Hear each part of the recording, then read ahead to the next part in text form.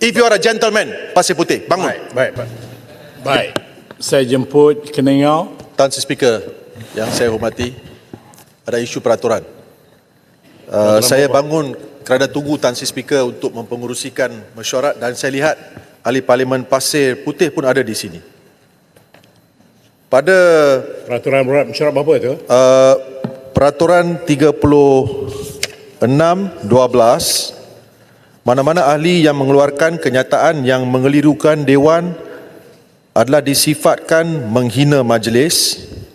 Kedua, kenyataan-kenyataan di mana seseorang ahli tidak boleh mengeluarkan sangkaan jahat ke atas siapa ahli-ahli lain.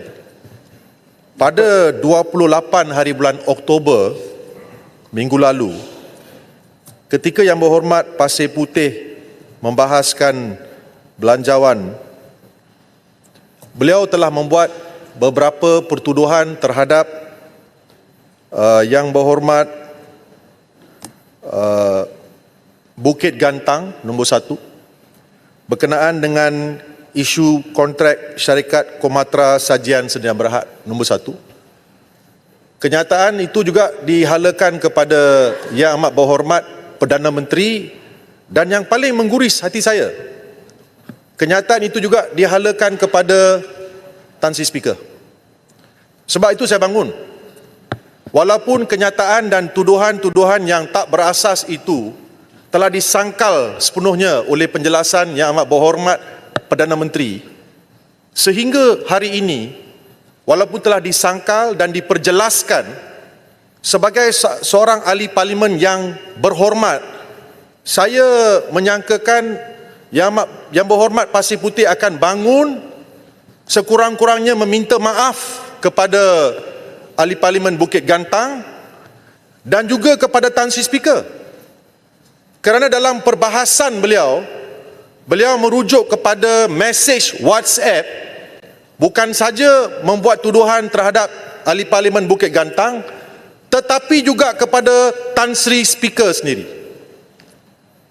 Baik. Walaupun Tan Sri Speaker membesar hati tidak mahu menuntut beliau meminta maaf, kalau kita membenarkan seperti tadi juga ahli parlimen Pendang membuat tuduhan yang liar, mengatakan bahawa adanya wang 9.4 juta ditemui dalam rumah sebuah menteri sumber manusia, tapi beliau tak berani menyatakan siapa.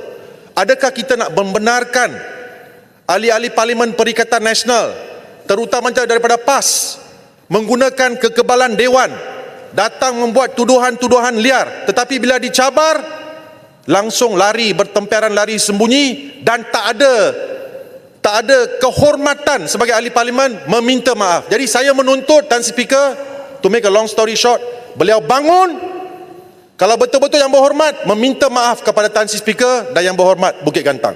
If you are a gentleman, Pasir Putih, bangun. Baik. Bukit Bendera, Jelutong, Jelutong kodkan kes itu berlaku 28 bulan. Hari ini 4 bulan itu. Jadi saya tidak boleh membenarkan apa-apa yang berlaku dalam beberapa hari yang lalu untuk dibincangkan hari ini. Namun pun begitu,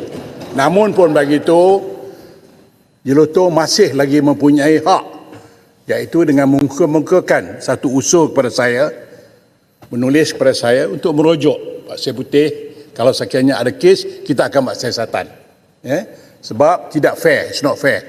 Because kejadian itu telah berlaku beberapa hari dan sekarang pun dibangkitkan. Jadi saya nak menjelaskan peraturan mesyuarat, kalau ada apa-apa yang dirasakan oleh Yang Berhormat tidak betul atau ada berlaku pelanggaran, bangun waktu itu. Kerana selepas kejadian maka tidak ada peraturan yang mengatakan boleh kita ulang, dan kalau ini tidak selesai. Sebab itu carangan saya, Yang Berhormat tulis kepada saya akan lihat balik answer, dan lepas itu kita start daripada situ. Okey? Terima kasih Jelutong. Terima kasih Tan Sri Speaker. Baik. Seterusnya saya jemput Speaker. Sekejap. Tak. Saya tak berpanjang dah. Ya. Saya minta kalau Jelutong rasakan nak tulis. Lepas tu saya akan buat. Sebab dia tuduh saya sebut kepada Tan Sri Tak. Speaker, Yang apa saya akan pun tak tahu apa benda. Okey, betul-betul. Jelutong akan tulis kepada saya. Saya akan minta penjelasan kepada Yang Berhormat setelah saya melihat semua handset dan sebagainya. Kalau tidak, tak habis ceritanya. Sebab saya pun tak tahu apa cerita.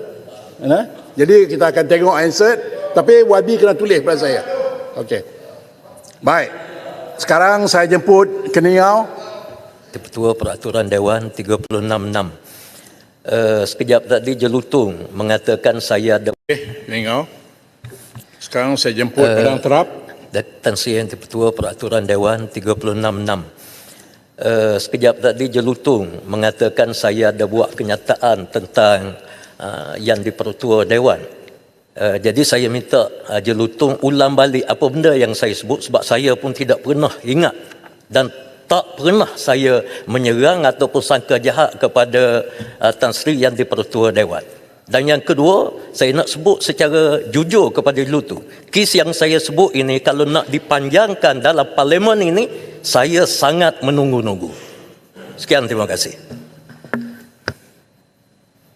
Baik, saya ingat kita dah pun selesai tadi. Maksudnya kalau sekiranya Jelutong merasakan sesuatu yang tak kena dan terdapat sangkaan jahat yang dibangkitkan oleh Persegi Putih, Jelutong tulis surat kepada saya, tulis usul. Saya akan periksa dulu. Sekarang saya tak tahu apa yang berlaku. Baik, Tuan Speaker. Sebab itu kita akan tengok, saya akan cek balik dengan handset apa yang sebenarnya berlaku. Okey?